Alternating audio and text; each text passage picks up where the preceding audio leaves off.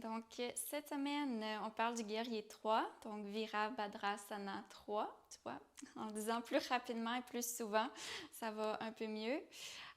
Guerrier 3, c'est une bonne posture d'équilibre sur un pied qui demande autant de comprendre l'expansion que la contraction. C'est un challenge, je pense, pour tout le monde, puis genre pour toujours.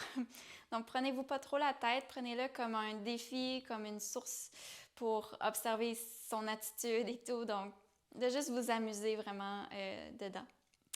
Donc, guerrier 3, comme je l'ai dit, est une posture debout sur un pied. Je vais déposer mon équilibre sur le pied gauche. Donc, de transférer le poids sur les 4 coins d'appui de vos pieds. J'en ai déjà parlé dans une capsule par rapport aux pieds. Vous avez 4 coins, donc gros orteil, petit orteil, puis les 2 côtés des talons. Puis vraiment la base de vos orteils, pas nécessairement les orteils. Les orteils servent de frein, mais ce que vous poussez dans le sol va être un peu plus la base des orteils. Fait que le pied que vous êtes en équilibre dessus va pointer vers l'avant et non vers l'intérieur, ni même vers l'extérieur. Pratiquez-vous à le pointer droit devant.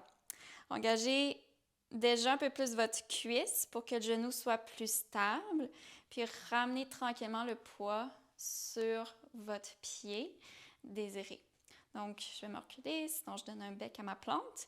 Donc, on bascule vers l'avant en soulevant la jambe arrière. Pied pointé ou pied fléchi, selon ce qui est mentionné, ce qui va peut-être avoir un impact pour la séquence à suivre. Je crois que traditionnellement, c'est le pied pointé. Je vais déposer mes mains sur les hanches pour le moment. Donc, ce qui va souvent se passer en guerrier 3, bon, je vais parler même de l'hyperextension qui est présente anyway dans mon genou en ce moment. Donc, de s'accoter dans le genou puis de juste tenir là sans trop d'effort musculaire. Fait que vous allez plier, si c'est votre cas, votre genou un peu plus. Engagez votre quad. Si vous n'êtes pas sûr qu'il est engagé, touchez-le. Votre corps va comprendre de plus en plus quand est-ce qu'il l'est. Poussez, vous repoussez le sol avec votre pied d'appui. Donc, au lieu de vous affaisser dans la hanche d'appui, puis de juste espérer pour le mieux, puis de juste être là puis chiller, on repousse le sol, on active, on contracte le tout vers toutes les os qui nous soutiennent. Puis on active le moyen fessier, l'extérieur de la hanche, pour maintenir le bassin un peu plus au neutre, maintenir aussi le genou au-dessus de la cheville. On va me donner des pauses souvent en guerrier 3, ça c'est sûr. Donc, voilà, pour la jambe d'appui, de garder le genou qui pointe vers deuxième, troisième orteil. Peut être à peu près aussi le même cue qu'on s'est donné en guerrier 2. Encore là, d'activer l'extérieur de la hanche pour maintenir une bonne solidité de votre bassin, genou, cheville. Essayez même de vous créer un petit arche à l'intérieur de votre pied.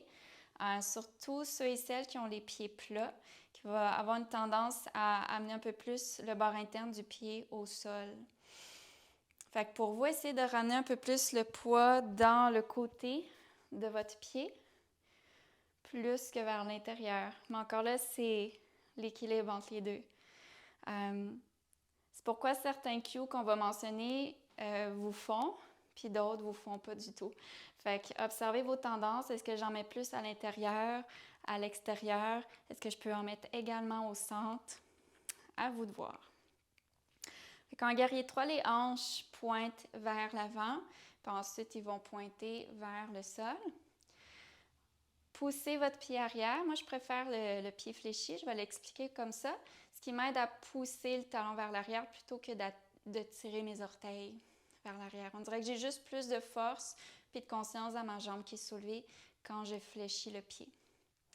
Certains vont soulever la jambe beaucoup trop haute que nécessaire, ce qui va ce qui va créer en fait une trop grande compression dans le bas du dos, une espèce de cambré qui n'est pas nécessaire, qui n'est pas voulu non plus.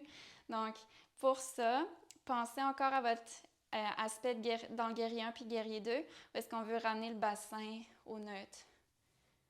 OK? Fait qu'on veut rentrer un peu plus le coccyx vers l'horizon puis vers le sol. Je vais m'aider, je vais prendre des blocs. Ce qui est une variation que vous pouvez prendre à tout moment. Guerrier 3, supporté. Donc, en poussant le talon vers l'arrière, en rentrant un peu plus le ventre, puis en pointant le coccyx vers le sol, votre bassin il est stable. Si vous ouvrez la hanche, ce qui peut très bien arriver, pensez à descendre un peu la hanche vers le sol pour que les deux hanches soient à peu près au même niveau. Vous pouvez plier votre jambe d'appui ici pour que ce soit plus accessible, mais sans vous accoter dans votre hanche. Donc encore là, engagez vos fessiers, engagez votre jambe. Une autre idée aussi pour ramener le fémur neutre, la jambe qui est soulevée. Je vais changer de bord. Fait que je suis en équilibre sur le pied droit maintenant. On va, au lieu de pointer les orteils vers l'extérieur, quand vous avez une tendance à ouvrir votre hanche, pensez à rouler les orteils vers le sol, puis vers l'intérieur.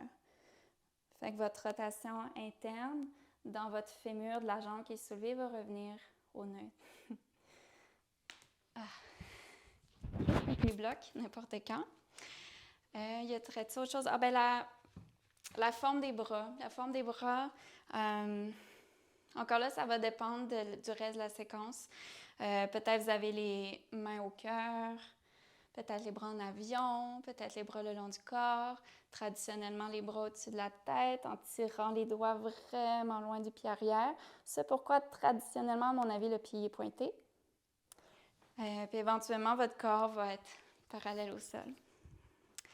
J'aime beaucoup encore l'utilisation de la sangle pour comprendre les choses, comment notre corps bouge. Donc, vous pouvez prendre la sangle vers l'arrière. Donc, vous mettez votre talon dedans. Vous créez une tension avec vos mains, puis en poussant dans le talon, vous basculez vers l'avant doucement. Puis en poussant votre pied vers l'arrière, vous pouvez prendre la sangle même un peu plus proche, juste pour créer de la tension, puis de comprendre comment votre jambe qui est soulevée joue beaucoup dans la posture d'équilibre. De pousser le sommet du crâne vers l'avant, encore une fois, aspirer le ventre pour ne pas creuser trop le bas du dos.